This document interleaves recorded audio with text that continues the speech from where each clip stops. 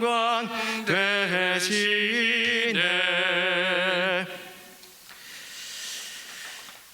오늘 보실 말씀은 갈라디아서 2장 20절에 있는 말씀입니다. 갈라디아서 2장 20절입니다. 우리 같이 함께 읽어보시겠습니다. 내가 그리스도와 함께 십자가에 못 박혔나니 그런즉 이제는 내가 사는 것이 아니요 오직 내 안에 그리스도께서 사시는 것이라. 이제 내가 육체 가운데 사는 것은 나를 사랑하사 나를 위하여 자기 자신을 버리신 하나님의 아들을 믿는 믿음 안에서 사는 것이라. 아멘. 할렐루야.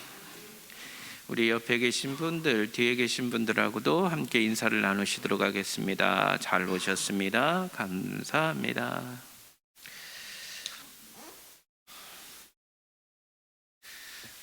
지난주에 가장 우리 뉴스 가운데 화제가 되었던 것은 바로 요소수 대란이었습니다. 이 요소수가요, 뭐 그렇게 중요해 보이지도 않고 가격도 그렇게 높지 않은데 중국에서 요소수를 수출하는 것을 막아버리니까 100% 전량 중국에서 수입하다가 사용하는 이 요소수가 막히다 보니까 큰 뉴스들이 되었고 또 많은 사람들이 걱정을 했었습니다. 그러니까 요소수가 이제 뭐냐면 그 디젤의 그 공기를 정화시키는, 디젤에서 나오는 연료를 정화시키는 그 역할을 하는 것이 요소수인데 가격도 싸고 별 크게 문제를 삼지 않았었습니다. 그런데 갑자기 요소수가 없다고 하니까 가격이 10배까지 치솟는 일이 일어났습니다. 근데 이 요소수가 문제가 되는 이유 중에 하나는 뭐냐면 이 경유차들이 운행을 못한다. 우리는 이제 단순히 이제 그렇게 보는데 그게 아니라 우리나라 그 물류, 운송을 책임지고 있는 트럭들이 다 멈춰버리다 보니까 여러 가지 그 우리 생필품에서부터 시작해서 대한민국 경제가 멈출 위기에 직면했었지요. 그래서 그것 때문에 참 많은 뉴스도 나오고 또 그것을 해결하기 위해서 빅방으로 많이 정부가 노력을 해서 조금은 그래도 해소된다는 뉴스가 들려오고 있습니다. 별로 보잘것 없어 보이고 그렇게 중요하게 여기지 않았는데 막상 당해보니까 그것이 참 중요하고 없어서는 안 될 귀중한 것임을 깨닫게 되는데요. 오늘 본문의 말씀을 통해서 우리는 우리 신앙에 있어서 굉장히 중요한, 어떻게 보면 가볍게 넘길 수 있는 이야기일 수 있지만 어떻게 보면 신앙에 있어서 우리의 그 근본, 기본을 알아가는 아주 중요한 시간이라고 저는 믿습니다. 갈라디아서 2장 20절에 나오는 이 말씀은 교회가 주님 앞에 부름을 받은 성도가 세상 사람들하고 또 다른 종교를 믿는 사람들과 우리가 다른 아주 중요한 특징들을 보여주고 있다라고 생각이 됩니다. 특별히 우리의 정체성, 우리가 가지고 있는 우리의 참모습이 어디에 있는지를 잘 보여주고 있는 구절이 바로 이 갈라디아서 2장 20절이라고 믿습니다. 이 구절이 나오게 된 이유는 바로 그것입니다. 그리스도 앞에 사람들이 집중하지 못하고 우리의 구원의 주이신 그리스도를 바라보지 못하고 과거의 유대교의 율법으로 돌아가려고 하는 당시에 유대 그리스도인들이 있었어요. 거짓 선생들이 있었다라는 겁니다. 그래서 유대교의 율법을 지켜야 구원을 얻는다. 그러니까 그리스도도 믿지만 유대교의 율법을 쫓아서 할례를 행해야 한다. 또 유대교의 전통을 따라서 유대 그리스도인들이 이방인들과 교제하는 것에 대해서 좀 거리낌을 가지고 있는 그런 여러 가지 상황들이 교회 안에서 일어나고 있었어요. 혼란스러움이 교회에서 일어나고 있었다라는 겁니다. 그 상황에 대해서 바울은 그거 아니다. 왜 우리가 율법으로 돌아가야 되느냐? 우리의 신앙은 바로 이거다라고 내놓은 것이 갈라디아서 2장 20절에 있는 말씀입니다. 첫 번째로 오늘 본문의 말씀을 통해서 우리 그리스도인들이 기억해야 될 아주 중요한 신앙의 원칙이 있는데 그게 뭐냐? 첫 번째로 우리는 그리스도와 함께 십자가에 못 박혔다라는 사실입니다. 그리스도와 함께 십자가에 못 박혔다. 이 그리스도와 함께 십자가에 못 박힌 이유가 있습니다. 그 이유에 대해서, 우리의 영적인 상황에 대해서 한번 생각해 보기를 원합니다. 몸이 안 좋아서 병원을 찾을 때 우리는 초음파를 찍고 엑스레이를 찍고 CT를 찍습니다. 우리의 몸 안, 보이지 않는 그곳에 어떤 문제가 생겼는지 알지 못하기 때문에 이렇게 각종의 그 장비들을 통해서 몸을 쭉 이렇게 살펴보면서 검사를 하죠. 그러면서 이제 거기에서 나타난 여러 가지 모습들, 여러 가지 증상을 가지고 의사는 이것이 무슨 병이다라고 하면서 병명을 내리고 치료를 해나가게 됩니다.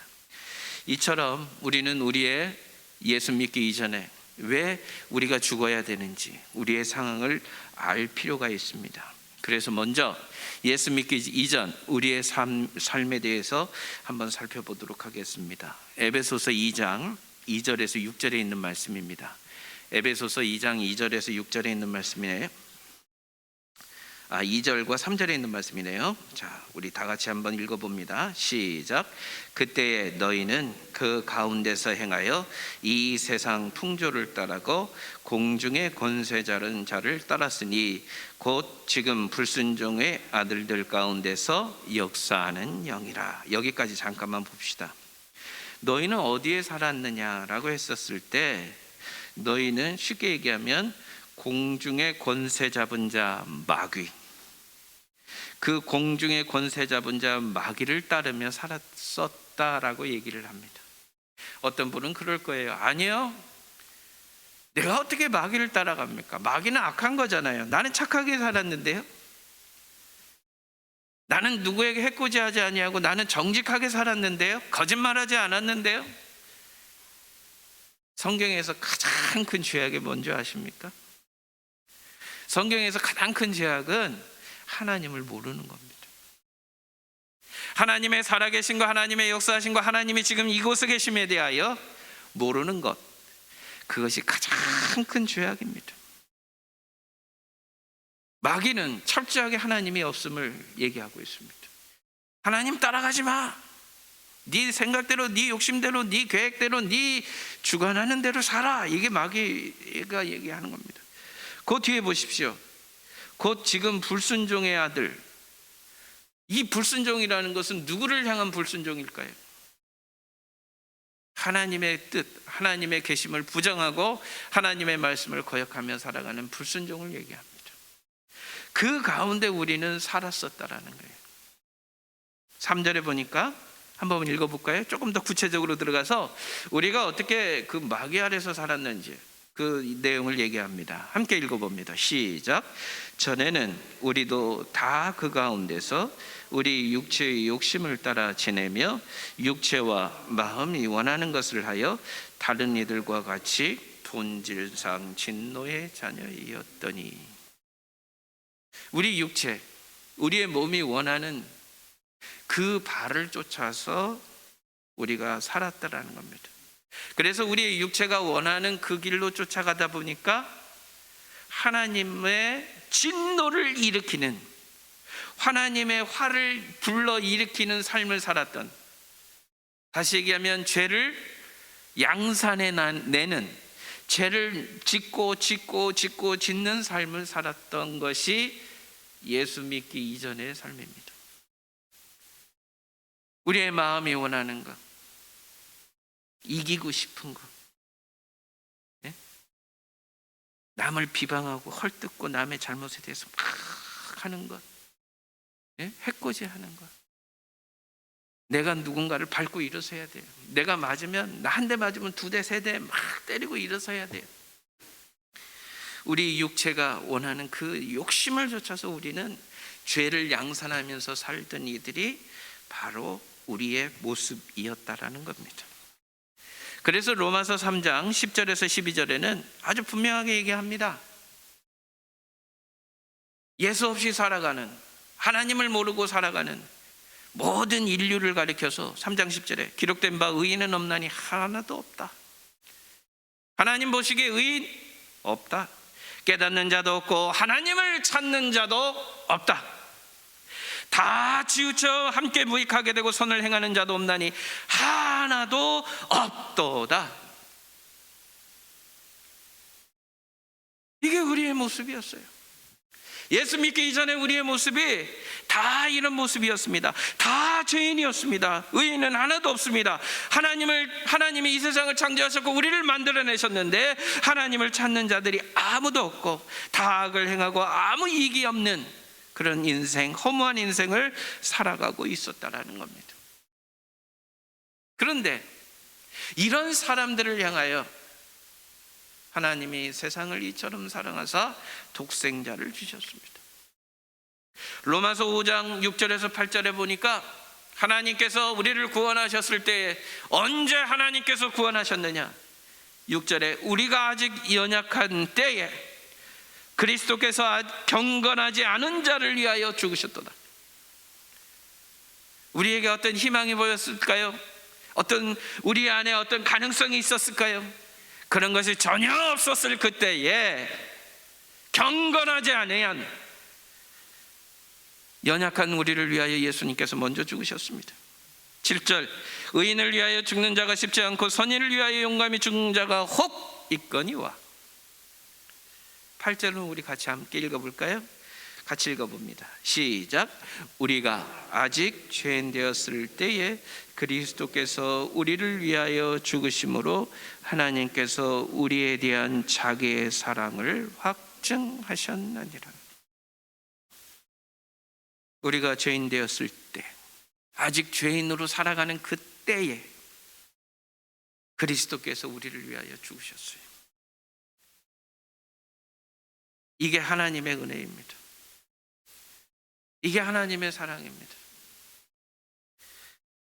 하나님 보시기에 우리에게 희망이 보이거나 구원을 받을 만한 어떤 가치가 있어 우리를 구원하신 것이 아니었습니다.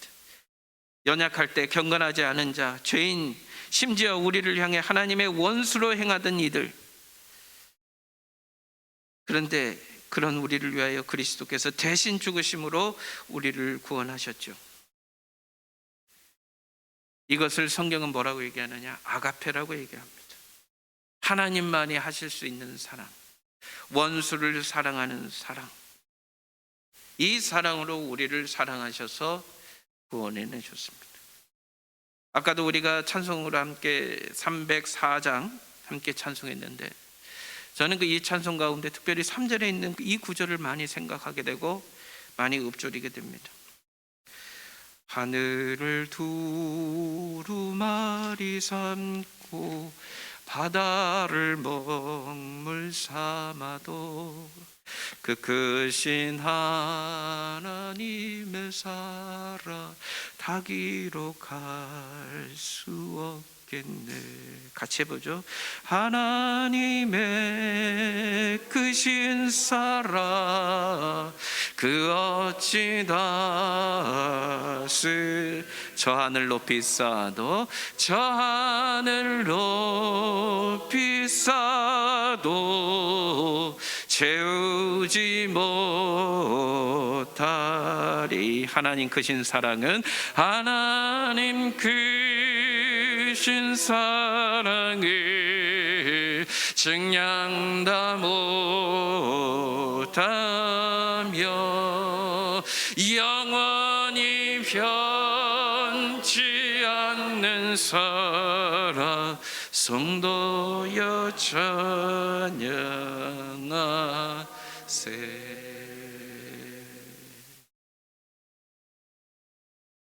하나님의 은혜로 우리는 구원을 얻었습니다. 우리가 설명할 수 있는, 우리가 표현할 수 없는, 담을 수 없는 그 사랑, 그 사랑으로 우리를 구원해 주셨습니다. 우리의 믿음의 출발점은 바로 여기에서 출발해야 한다는 거예요. 하나님께서 나를 구원해 주셨는데 그 구원이 내가 가능성이 있고 나에게 어떤 희망이 보여서 내가 어떤 자격이 되어서 천만에요. 바울은 본인을 가리켜서 나는 죄인 중에 괴수다. 나는 죄인 중에 괴수다 그랬죠. 그럼에도 불구하고 하나님께서는 나를 1절 오래 참으셨다. 이렇게 표현하고 있습니다. 그럼 바울과 우리, 물론 우리는 교회 원수로 행하면서 교회 예수 믿는 사람 박해하지 않았죠. 물론 우리 중에는 박해했던 사람도 있을 수 있어요. 그러나 그거 안 했다고 해서 그 사람하고 우리하고 뭐 큰 차이가 있을까요? 우리는 여전히 주님 앞에 원수로 행하던 사람이었습니다. 그런데 그런 우리를 주님께서 받아주셨다라는 겁니다. 도저히 감당할 수 없는 하나님의 사랑, 하나님의 은혜를 받은 우리입니다. 우리가 이렇게 하나님의 은혜에 대해서 이런 은혜를 조금이라도 깨달았다면 우리는 어떻게 살아야 될까요? 갈라디아서 2장 20절에 있는 이 말씀이 조금은 이해가 되지 않을까요?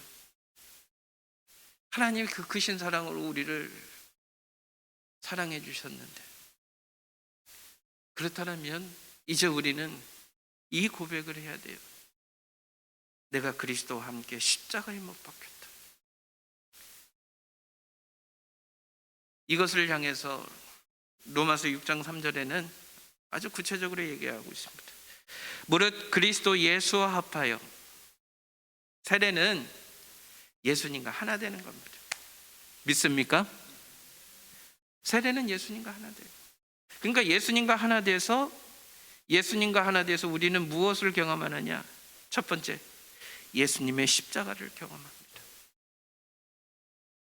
그래서 바울은 얘기하는 거예요. 내가 그리스도와 합하여 예수와 합하여 세례를 받았다. 오늘 본문의 말씀은 내가 그리스도와 함께 십자가에 못 박혔다. 우리가 물속으로 이렇게 들어갑니다. 물속에 들어가는 것이 무엇을 상징합니까? 나는 예수님과 함께 십자가에 못 박혔으니 이제 나는 물속에 장사를 지낸다라는 의미를 담습니다. 그래서 우리는 우리의 온 몸을 물속에 다 담깁니다. 우리는 그의 죽으심과 합하여 세례를 받았습니다. 이것이 우리가 기억해야 할 첫 번째, 내가 그리스도와 함께 십자가에 못 박혔다라는 이 사실입니다. 그런데 어떻습니까? 여러분, 과연 예수님과 죽으셨습니까? 예수님과 죽었습니까? 아직도 우리 안에는 내 승질, 그 전라도 말로는 그러죠. 그 꼬라지, 그 승질 꼬라지라고 얘기하죠. 아직 변하지 아니하는 그 우리 안에 남아있는 연약한 모습들이 우리 안에 있습니다. 나는 죽었습니다. 내 자아, 내 꿈, 내가 살아가고자 하는 내가 주인이 되어 살아왔던 데 모든 삶들이 이제 죽었음을 우리는 기억해야 합니다. 그런데 예수님과 함께 십자가에 못 박혔다라는 이 사실에 대해서 한번 우리가 조금 더 깊이 있게 생각해 볼 필요가 있습니다. 십자가는 형틀입니다. 어떤 형틀입니까? 죄를 지은 사람이 죄를 받는 형틀입니다. 그런데 이 십자가는 아주 참혹한 형벌이죠. 예수님의 십자가를 여러분 한번 생각해 보세요. 예수님께서 십자가 지실 때의 그 모습들을 한번 여러분 상상해 보십시오. 어떻게 예수님이 그 십자가를 지셨습니까? 로마 군병에게 잡혀가서, 그죠? 그들에게 채찍을 맞으셨어요. 그 채찍을 맞으실 때 살점이 뚝뚝 떨어지면서 예수님은 고통을 호소하셨죠. 그리고 난 후에 홍포를 입으셨어요. 머리에 가스관을 쓰셨어요. 로마 군병들은 예수님을 조롱했죠. 네가 유대인의 왕이냐. 그리고 예수님은 어떻게 하셨습니까? 십자가를 지시고 그 골고다 언덕을 올라가셨죠. 그때 백성들은 예수님을 그냥 놔뒀습니까? 예수님을 조롱하고 예수님에게 침을 뱉고 그 길을 예수님이 쭉 올라가셨습니다. 그리고 십자가에 달리셨죠. 그것이 예수님의 죄 때문이었습니까? 예수님이 그렇게 세상에서 나쁜 짓을 많이 해서 사람들에게 그렇게 벌겨 벗긴 채로 그렇게 십자가에 매달리셔야 했었습니까? 아닙니다. 절대로 아닙니다. 내 죄 때문이었습니다. 내 죄 때문에 예수님이 거기에 매달리셨어요. 그때에 그 사건이 내가 그곳으로 달려가서 내가 그 그리스도와 함께 십자가의 죽음을 선언하는 것, 여기에서부터 우리의 신앙이 시작되어야 합니다. 이거 기억하셔야 돼요. 바울은 빌립보서에서 빌립보 교인들을 향해서 그런 말씀을 전했어요. 내가 떠나 있든지 내가 그곳에 있든지, 지금은 내가 떠나 있는데 얘들아, 너희 두렵고 떨림으로 너희 구원을 이루라. 두렵고 떨림으로 너희 구원을 이루라는 이 말의 의미가 무슨 의미일까요? 바로 여기서 출발합니다. 내가 그리스도와 함께 십자가에 못 박혔다. 사랑하는 여러분, 우리는 예수 그리스도를 믿고 세례를 받으면서 나는 십자가에서 죽었음을 여러분 믿음으로 고백하며 선언해야 돼요. 나는 죽었다. 이 말씀을 전하는 저도 마찬가지입니다. 나는 죽었다. 나는 죽었다. 끊임없이 우리는 이 사실을 되뇌이면서 불뚝불뚝 일어나고 있는 우리의 연약한 우리의 모습들을 그리스도 앞에서 제어하면서 나는 십자가에 못 박혔다. 나는 죽었다. 그러면서 두 번째로 우리에게 얘기되는 말씀이 있습니다. 나는 죽었지요? 그런데 내 안에 그리스도가 살아있다라는 겁니다. 그리스도와 함께 십자가에 못 박힌 우리가 지금도 여전히 이 세상 가운데 살아갑니다. 옛사람의 죽음을 경험한 우리가 여전히 살아 있습니다. 이 상황을 이렇게 전하고 있습니다. 내가 사는 것이 아니요 내 안에 그리스도가 사는 것이다. 나는 십자가에 못 박혀 죽었습니다. 나는 죽었어요. 그래서 내가 아는 것, 나의 감정, 내가 가지고 있는 어떤 의, 이 모든 것은 이제 끝이 나버렸어요. 내 안에는 내가 아닌 그리스도가 살아있다라는 이 사실을 믿고 세례받으신 여러분 꼭 기억하시기 바랍니다.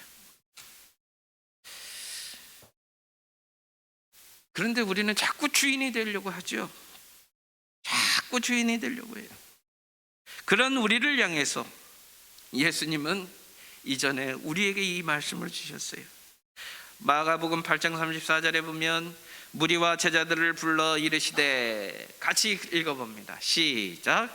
누구든지 나를 따라오려거든 자기를 부인하고 자기 십자가를 지고 나를 따를 것이니라. 자기 부인이라는 말, 이 말이 무슨 말입니까? 이전에 우리는 항상 그 중심에 내가 있었어요. 나라는 존재가 있었어요. 어떤 사건이 터지면 모든 사건의 중심에 내가 섭니다. 그러면서 내가 손해보지 않아야 되고 내가 드러나야 되고 내 생각대로 모든 것이 이루어져야 한다라고 하는 우리의 습성, 우리의 삶의 모습들이 있었습니다. 근데 그 모습을 이제는 부인해야 합니다. 내가가 아니에요. 내가 중심이 되고 내가 손해보지 말아야 되고 내 생각대로 되어야 한다라는 것이 이제는 놓아져야 합니다. 그래서 어떻게 해야 될까요? 그리스도가 내 안에 있어야 한다라는 거예요. 그리스도가 중심이 되어야 되고 그리스도의 생각과 그리스도의 뜻이 이루어질 수 있도록 우리는 날마다 주님 앞에 있어야 한다라는 것입니다. 그리고 우리 각자에게는 하나님께서 주님의 제자들이기 때문에 예수님이 십자가를 지신 것처럼 우리에게도 십자가를 주셨다라는 사실을 여러분 기억하세요. 그래서 우리는 그 십자가를 지고 신앙의 길을 걸어가야 합니다. 그래야 우리가 삽니다. 그래야 우리에게 자유가 있습니다. 그래서였을까요? 빌립보 교회에 편지했던 바울 사도는 빌립보 3장 10절에서 이 12절에 이렇게 설명을 하고 있습니다. 내가 그리스도와 그 부활의 권능과 그 고난의 참여함을 알고자 하여 그의 죽으심을 본받아 어떻게 해서든지 죽은 자 가운데서 부활에 이르려 하나니. 12절 같이 읽어봅니다. 시작. 내가 이미 얻었다 함도 아니요 온전히 이루었다 함도 아니라 오직 내가 그리스도 예수께 잡힌 바 된 그것을 잡으려고 달려가노라. 그리스도가 어떤 분일까? 부활의 권능과 그 고난, 그리스도가 당하신 그 고난에 참여해서 그것을 알고자 했어요. 이 모습은 뭐냐? 나를 따르거든 자기를 부인하고 자기 십자가를 지고 나를 쫓으라고 하신 그 말씀을 기억하면서 예수님이 살았던 삶의 자치대로 살고자 했던 바울의 열심, 바울의 신앙적인 자연스러운 모습들이 여기에 고백되고 있습니다. 그는 예수님의 성공, 예수님의 능력을 통하여 무엇인가 세상 가운데 자기의 이름을 드러내고 자기가 중심이 되는 거기에 목적을 맞춘 것이 아니에요. 여기 말씀에 자세히 보면 바울은 그리스도의 죽음을 본받고 있습니다. 왜 그리스도의 죽으심을 본받고 있느냐? 그리스도의 죽음을 통해서 그리스도가 부활을 완성하신 사건을 알기 때문에 바울도 그 부활에 대한 소망을 붙들며 그 그리스도의 그 죽으심 앞에 순종하며 나아가고 있다는 거예요. 어려운 얘기입니다. 어떻게 보면 참 우리가 죽을 때까지 이거 갖고 씨름해야 할 얘기입니다. 12절에 있는 말씀처럼 내가 이미 얻었다 함도 아니고 온전히 이루었다 함도 아니라 나도 그리스도 예수께 잡힌 바 된 그것을 잡으려고 달려가노라. 참 대단한 사도, 정말 하나님 앞에 헌신된 사도가 이런 고백을 하고 있습니다. 쉬운 얘기는 아니에요. 그런데 우리의 신앙에 있어서 우리는 눈앞에 보이는 성공에만 눈이 멀어서 그것만 향해서 달려가려고 한다는 거예요. 예? 지금 눈앞에 보이는 문제를 해결하기 위해서 내가 가진 기본적인 신앙, 내가 가져야 될 그 신앙의 자세를 버리고 어떻게 해서든지 그것을 이루려고 하는 그런 모습이 우리 안에 있다는 거예요. 아닙니다. 여기에서 보면 부활의 권능과 그 고난의 참여함을 알고자 하려고 하고 있어요. 단순히 이 세상에서 육신적으로 성공하는 것, 이 세상에서 형통하는 것, 거기에 목적을 두고 있지 않다라는 사실이에요. 세상과 그리스도인이 다른 이유가 여기에 있어요. 세상과 교회가 다른 이유가 여기에 있습니다. 이 세상에서 형통하고 잘 먹고 건강하고 사람들 가운데 나 이렇게 살아서 내가 이렇게 수고해서 내가 이 정도를 이루었어, 이거 자랑하고 살 것 같으면 예수 안 믿어야 돼요. 그냥 세상 나가서 그냥 세상 사람들이 사는 것처럼 열심히 땀 흘려 살면 돼요. 그런데 우리가 그리스도 안에서 구원의 문제를 다루고 천국의 백성이 되고 하고자 한다면 그리스도와 함께 죽었음을 우리가 믿어야 하고 그대로 살아야 되고, 그리스도가 우리 안에 살아있음을 우리가 믿고 그리스도를 주인으로 모시고 살아가는 그 삶이 우리 안에서 이루어져야 한다는 사실이에요. 생각이 바뀌어야 합니다. 생각이 바뀌어야 돼요. 예수님이라는 신앙, 하나님을 믿는 그 신앙을 이유로 해서 내가 이 세상에서 성공하고 이 세상에서 떵떵거리고 이 세상에서 복받기를 원한다면 예수님이 그렇게 십자가에게 처절하게 죽으실 필요가 없어요. 하나님이 돈이 없으십니까? 하나님이 우리 성공 못 해주실까요? 하실 수 있어요. 예수 십자가 아니라도 예수님은, 우리 하나님은 그거 하실 수 있어요. 우리에게 주실 수 있어요. 그런데 그게 목적이 아니에요. 왜 하나님의 아들이신 예수님 그리스도께서 십자가에 그렇게 처절하게 못 박혀 죽으셨습니까? 그것은 우리 하나님께서 우리에게 의도하는 바가 이 세상에서 살아가는 육신적인 성공이나 형통이 우리의 삶의 궁극적인 목적이 아님을 우리에게 보여주고 있다는 사실입니다. 사랑하는 여러분, 우리는 이 예수 그리스도의 죽음과 부활, 이 사실 앞에서 우리는 무릎을 꿇어야 합니다. 그러면서 세 번째로 이렇게 얘기합니다. 우리 안에 그리스도께서 사신다고 하셨는데 그럼 그리스도가 어떻게 사시는가? 내가 육체 가운데 사는 것은, 그 다음에 잘 보세요 여러분. 나를 사랑하사 자기 자신을 버리신 하나님의 아들을 믿는 믿음 안에 사는 것이라. 여러분, 사랑하면 사랑하는 만큼 내어주게 되어 있습니다. 하나님의 사랑이 위대하고 하나님의 사랑이 우리가 감당할 수 없고 우리의 능력이나 우리의 힘으로 어떻게 하나님의 사랑을 표현하거나 보답할 수 없는 그 이유가 어디 있는 줄 아세요? 하나님은 자기 자신을 나를 위해서 다 내어주셨어요. 자기 자신 전체를 내어주셨어요. 그런데 하나님의 가지시고 있는 하나님의 자기 자신, 하나님, 예수님이라는 그 하나님, 그리고 나 비교해 보세요. 나를 아무리 내어준다 할지라도 하나님과 비교될 수 있습니까? 나라는 존재가 아무리 우리의 생명을 다해서 내어준다 해도 우리는 그 사랑을 갚아낼 수가 없습니다. 그런데 그 사랑을 우리가 받았다라는 거예요. 여기에서 우리의 믿음이 출발해야 한다라는 겁니다. 그래서 이 사실을 우리가 정말 제대로 믿게 되면 우리 인생 속에서 이제는 정말 내가 주인이 될 수 없는 거예요. 주님이 내 인생의 진정한 주인이 되어주시는 거예요. 그래서 로마서 14장 7절에서 8절에 이렇게 얘기하고 있어요. 함께 읽어볼까요? 자, 읽어봅시다. 시작. 우리 중에 누구든지 자기를 위하여 사는 자가 없고 자기를 위하여 죽는 자도 없도다. 우리가 살아도 주를 위하여 살고 죽어도 주를 위하여 죽나니 그러므로 사나 죽으나 우리가 주의 것이로다. 이 믿음이 초대교회의 믿음이었어요. 그런데 우리는 내가 죽어요? 내가 왜 죽어요? 내가 이렇게 기꺼이 내가 이 시간 내가 이렇게 쓸 수 있는데 이 시간 해서 하나님 앞에 드렸는데 내가 왜요? 하나님께서 내가 이만큼 이렇게 해서 드렸는데 하나님 왜 나 보고 안 주세요?